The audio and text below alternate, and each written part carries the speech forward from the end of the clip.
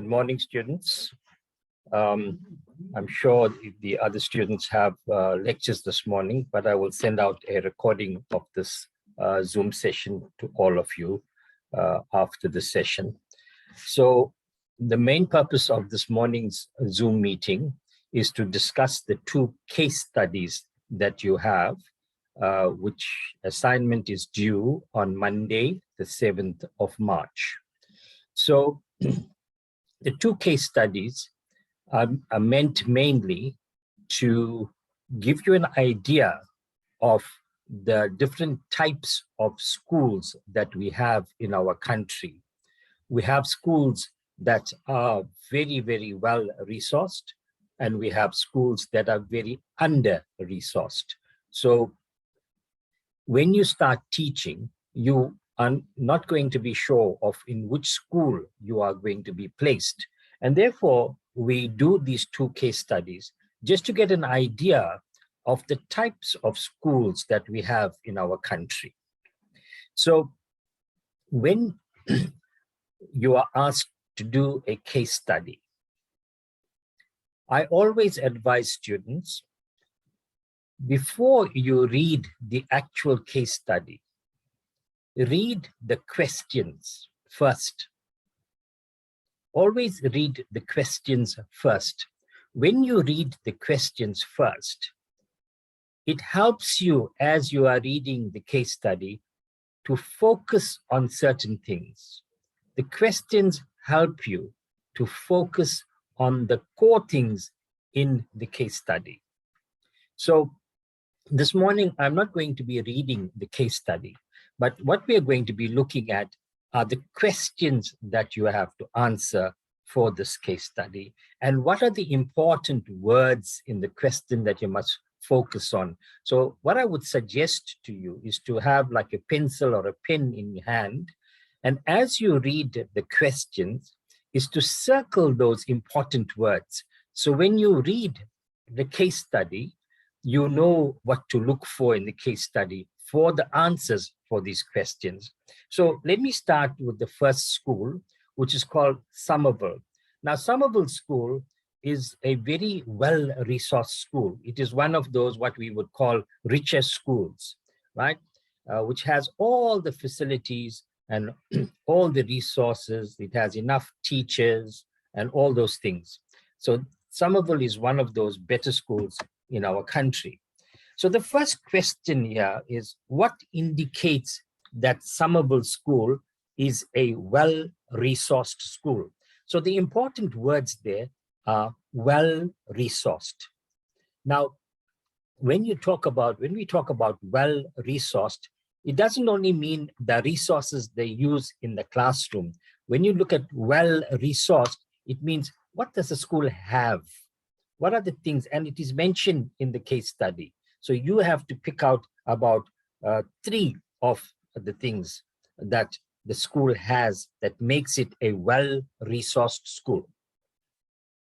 Number 2, what is the difference between a public school and a private school? So the important words there, public school, private school. So you need to know what is the meaning of a public school and what is the meaning of a private school. So all you have to do in your answer is to write out what these two things mean. What is public school? What is private school? Number 3, quintile 1, the word is quintile, right? Quintile 1 to 3 are no-fee schools. What does this mean? And from where do these schools get their funding? So the important word there is no-fee school, and where does the funding come from? So you need to read up and see where does the schools that where the children don't pay fees, where does the money come from? Who gives that school money, right? Number 4, usually primary and secondary schools are differentiated. What is a combined school? So the important word there is combined. Primary school, we know, goes from like grade 1 or grade R to grade 7.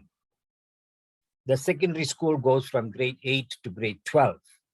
Now the question is, what is a combined school, right? That's quite simple. Number 5, name 2 challenges and 2 advantages that combined schools may experience. So the important words there are 2 challenges and 2 advantages. So when you're writing your answer, you can have like a subheading and say challenges, number 1, number 2. Advantages, number 1, number 2, right? So when you read the case study, your answers will be picked up. Now, number 6, it says here, all schools must have a code of conduct for learners. The important words there, code of conduct for learners.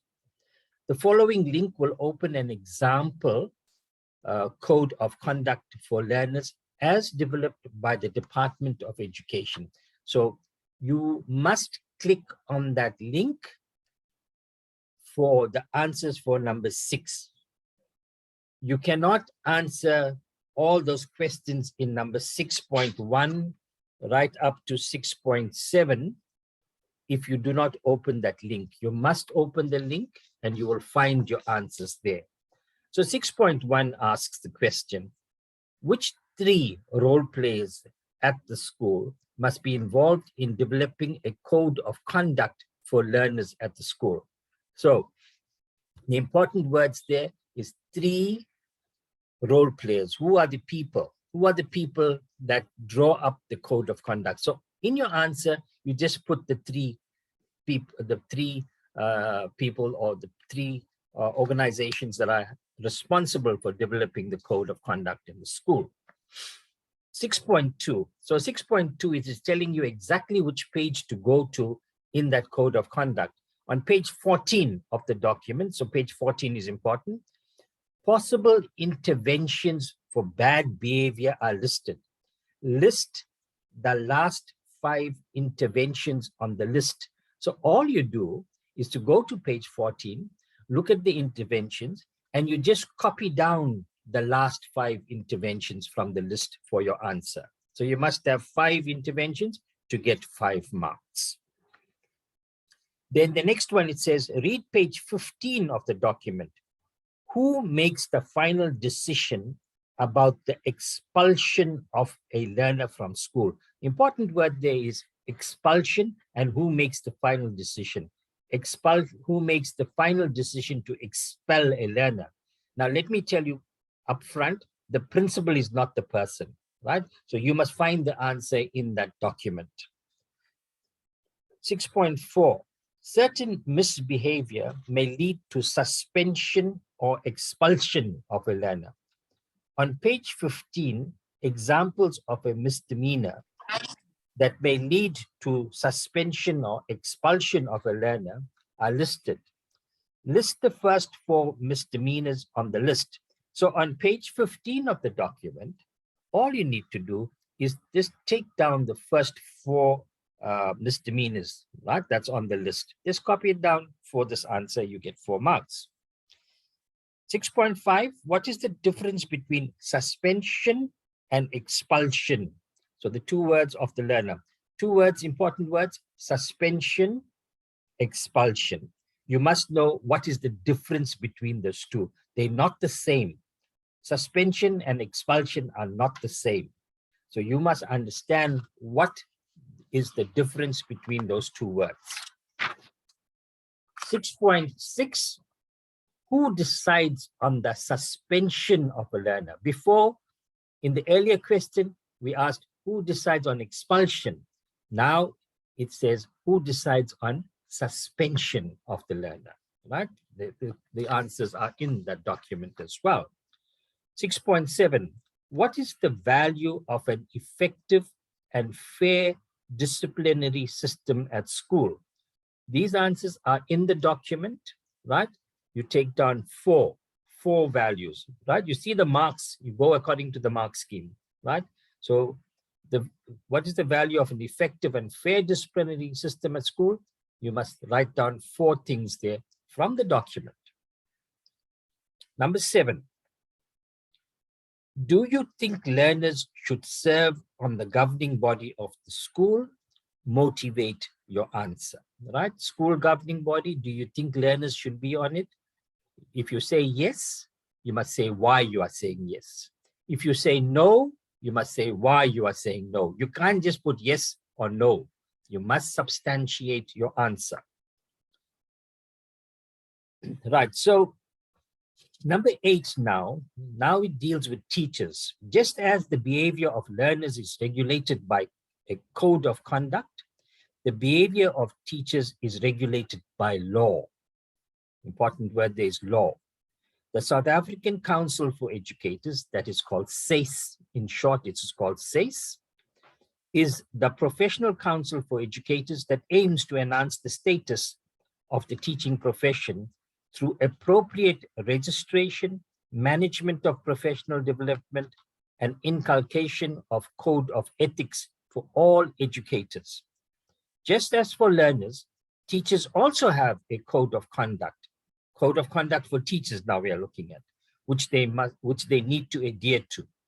This is the link to the code of professional ethics as developed by SACE. So there's the link there. You have to click on the link and open up that document. So the questions that you'll need to answer is, name the 5 general principles expected from educators as listed in the document under the heading general. So when you're reading the document under the heading general, there would be 5 general principles. All you need to do is just copy those general principles and write it in your assignment, right? It's very, very simple. 8.2, refer to the heading conduct the educator and learner. How should educators exercise authority? So the answer for that is there in the document under that heading as well. 8.3, what should the behavior of educators be towards parents as stated under the heading conduct the educator and parent? So if you look at that heading, under that heading, educator and parent, you will find out what the behavior between teachers and parents should be. All you need to do is copy down 3 things there from that section. Refer to the Employment of Educators Act 76 of 1998, page 15, Article 17 of the Act starts with serious misconduct. An educator must be dismissed if he or she is found guilty of, right? You read that. Name the 6 forms of misconduct listed under this article that will lead to the immediate dismissal of an educator. So in that article, there are 6 forms of misconduct whereby an educator can be dismissed from the profession immediately. All you need to do is read it and take it down from there, right? You don't have to put it in your own words and all, you take it directly from the article. Number 9, although the scenario about a day in the life of Sean and Susan, those are the 2 people that are mentioned in the case study, refers to the days before COVID-19 was a reality. We now know that such a pandemic could influence all aspects of life. How would a school day at Summerville combined be different for Sean and Susan if they were in the midst of COVID-19? And there's 4 marks for it. So what you need to think about is, how are schools operating now? What are the COVID protocols that schools have put in place? In other words, what are the schools doing when the children arrive at school, right? I know some schools, the temperature is taken, they sanitize their hands, they have to wear a mask. All these are called COVID protocols. So you must think about 4 of the things that schools are putting in place now during the pandemic. Number 10, what indication do you get out of the article that the school is well managed, right? So when you read the article, you will get an impression of that the school is well managed. Now, what tells you that it is well managed, right? So there are 5 things that you need to write over here. And I cannot tell you about all those things. So like there are certain things like, you know, you look at the pictures in the case study, the school is well laid out, the children are well behaved. All these things add to the ethos of the school. Number 11, how does Summerville Combined compare with the experience you had when you were still a learner at school? Now, here, there is no set answer because your school might have been the same as Summerville, or it might have been different. So you need to state in your own words, what is the similarities or the differences between Summerville School and the school that you were at as a learner. So you see, the case study, once more, I'm reminding you, read the questions first, underline or ring the important or the core words in the questions, and you will notice that all your answers will not come from the case study. There are certain things that are requiring you to look at something else, to look at the document on conduct for learners, to look at the official document on conduct for teachers, that is the SACE document, right? So answers will come from there as well. So that is the first part, this Summerville Combined School. The next one, the next case study is on a school called Snowy Ridge. As you read this case study, you will notice that Snowy Ridge is an under-resourced school.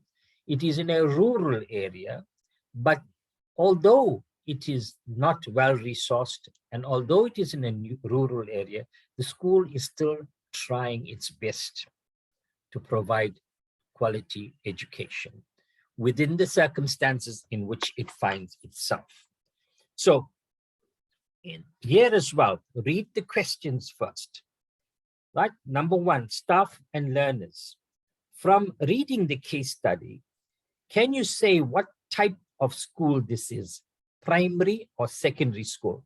So your answer here can either be, when you read it, when you understand the case study, you must see whether it's a primary school or secondary school. So there's just one answer there that you will put. What grades are usually found in this type of school? So the important word there is grades.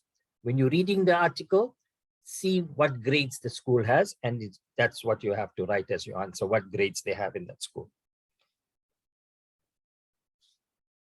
Are there administrator or administrators at the school? Justify your answer. Now, who are these administrators? Administrators are people that run the school, like the principal, deputy principal, HODs. All these are administrators of the school. So when you read this case study, they will tell you a few things about the administrator, and you need to pick that up. Describe the principal of the school. Your answer must be based on evidence from the case study. So when you read the case study, it gives you an idea of the type of person that the principal is, right? So all you need to do is just write 4 characteristics as described in the case study about the principal in this number 1.4. 1.5, explain the term multi-grade teaching. The important word there is multi-grade teaching, right? Multi-grade, the word multi meaning many, right?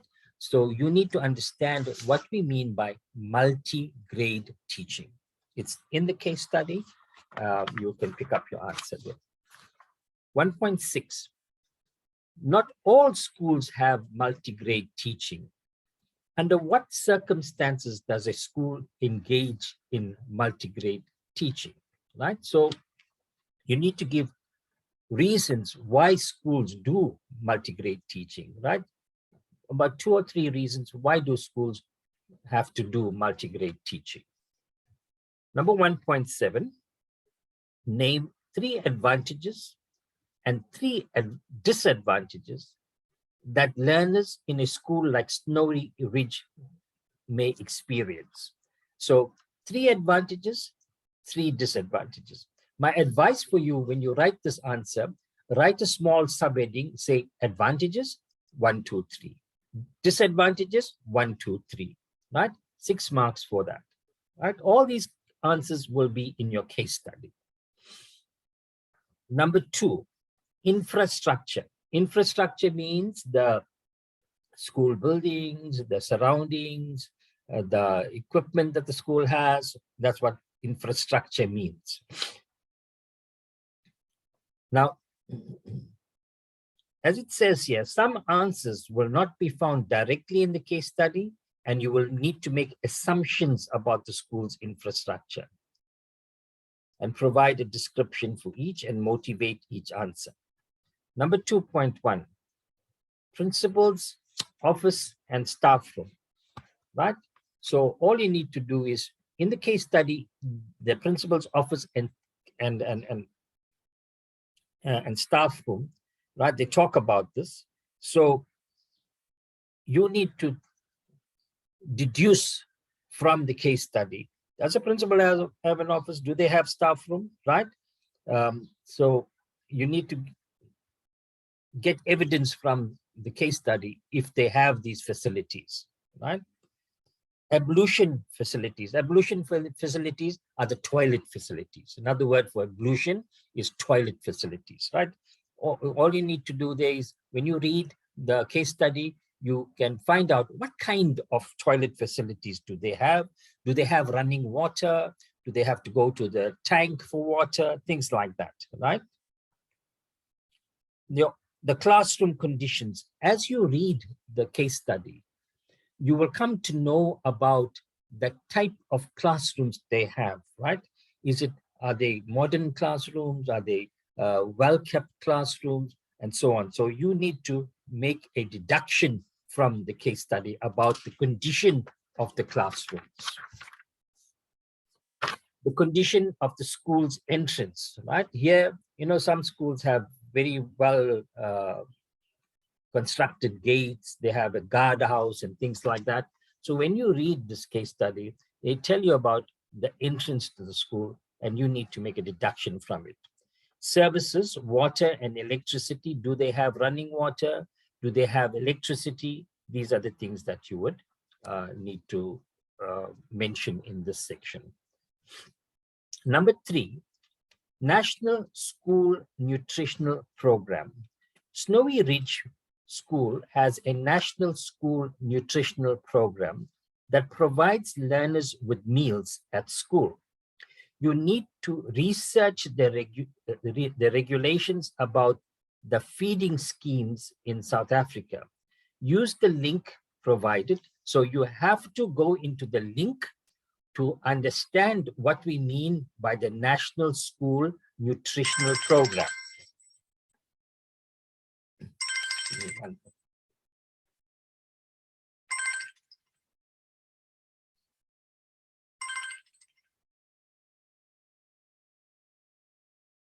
Ma'am, I'm in a meeting. Okay, so number 3.1, name the regulation that controls the national program schemes in South Africa. So that's in the link there. You can find that word, right? What is the meal that will be served on a Thursday in KZN for secondary learners according to the NSNP? So they tell you exactly what meals they are serving each day of the week. So you need to just pick that up. List the 5 keys to safe food according to the NSNP, right? What safety measures must be put in place for schools to serve meals at school, right? There are 5 things that you have to pick up from there. Number 3.4, you have been appointed to Snowy Ridge School. The principal, this is a scenario they are giving you. The principal has requested you to assist with the National School Nutritional Program.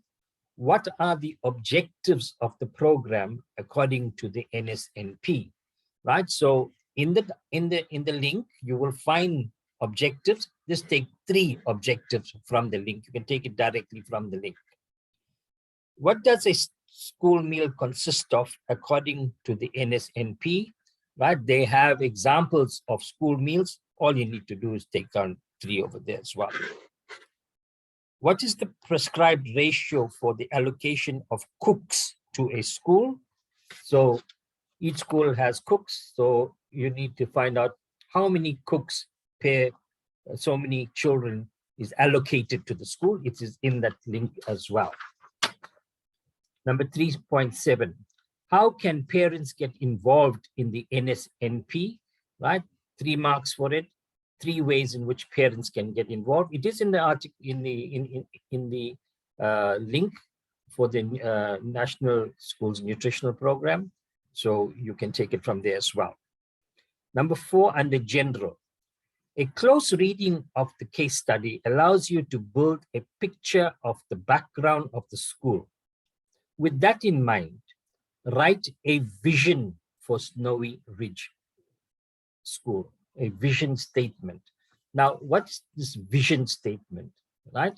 A vision is, what is the purpose of the school, right? For example, a vision statement can be like this: to prepare educated, literate future citizens of our country. That is one of the visions of schools, right? So you need to just write a simple vision for Snowy Ridge Primary, right? It is in a rural area to provide educational opportunities for learners in a rural area. Write a suitable motto for Snowy Ridge School, right? You know, what is a motto?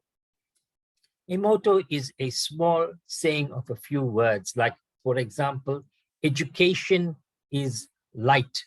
That's a motto, right? If you look at, like if you look at the car advertisements uses a lot of these mottos, right? I can't remember any now, but if you look at these advertisements, you have these small sayings, right? Even chain stores like Pick and Pay, Checkers, all have their own mottos, right? Small sayings. So you think about a suitable one for Snowy Ridge Primary. Number 4.3, Lotterland contributed 50,000 rands to Snowy Ridge. List 3 things and briefly explain each that you would use the money on in order to improve the learning at the school. So this is something where you have to use your own creativity and your own opinion, where if the school gets 50,000 rands, how will you use it to improve the learning environment at the school? So if you say, improve the toilet facilities, you must give reasons why, right? If, like, for example, if the children are interested in playing in sport, improve the sporting facilities, things like that. So you need to look at a few things, just 3 things, and say, why do you think those things are important? So that is how you will answer the case study. So in the first case study in Summerville Combined School, so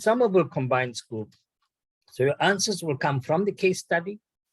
Your answers will come from the link that you would go on to for the Code of Conduct for Learners. Your answers will come from the SACE document as well. In Snowy Ridge Primary School, your answers will come mainly from the case study. Your answers will also come from the link for the Nutritional School Program, right? So what you need to do is, when you read the article, so as I said to you once more, before you read the article, read the questions, highlight the important words in the questions, right? And then you go on to reading the case studies. And as you read the case studies, look at the pictures in the case studies as well, because it gives you some idea of how to answer the questions, right? I'm going to stop there and I'm going to take questions if you have any. Samkeliswe, you have your hand up. You can ask, unmute yourself and ask. Yes, Samkali, I can't hear you. I just want to ask not regarding this assignment, but regarding the interactive chart. Yeah. I'm getting confused after watching that video and after listening to other students. From what you've said, if I got it clearly, you said that we must present it in a way. Let's say it's a chart, and then we must say that how are we going to present it in an interactive way, not to pretend as if we are in a class. So I'm really getting confused. You're right. You're right. Okay. First, number one, let me tell all my students, do not listen to students from outside our group. Okay. You only follow what I say. If you start listening to students from other groups, you will get confused, right? So you are right, Samkeliswe. All you need to do when you send the assignment to me, you take 2 pictures of the interactive chart. Picture 1 will show an unlabeled diagram, right? Picture 2 will show that whatever diagram you have with all the labels.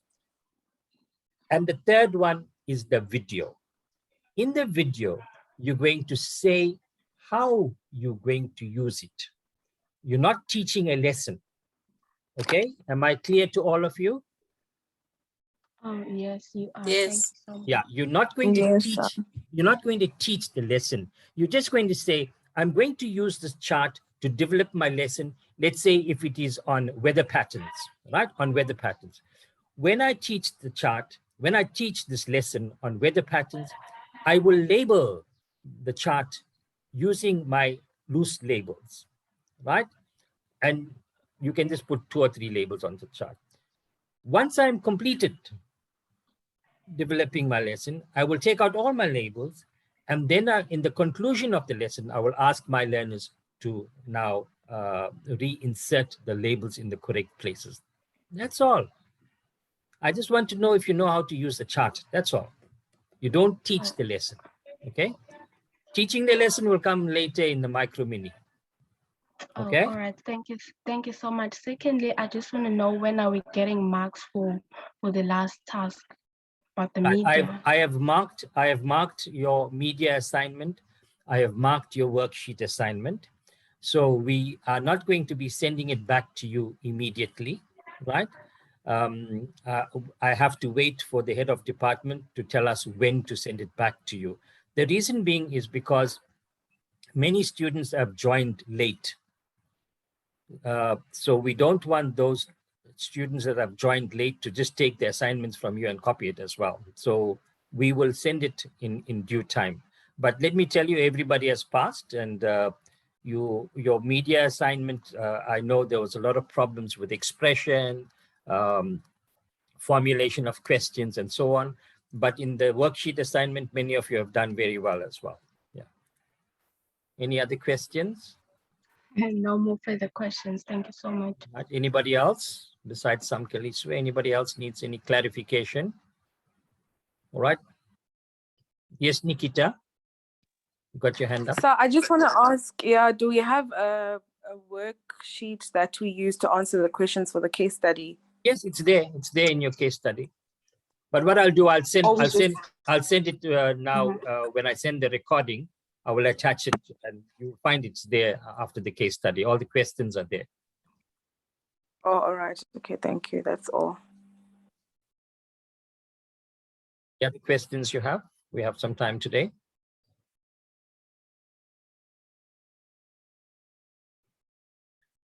Okay, so if there are no questions, then my next Zoom meeting will be on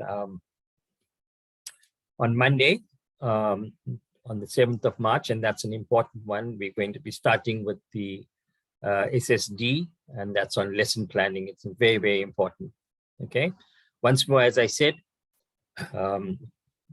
yes, Nontutuko, unmute yourself. Launch to When is this case study due? you on the 7th. That's Monday, the 7th of March. Okay, thank you. Right. So yeah. So if there's nothing else, I'll see you guys again on Monday. Thank you very much. Bye-bye. Bye.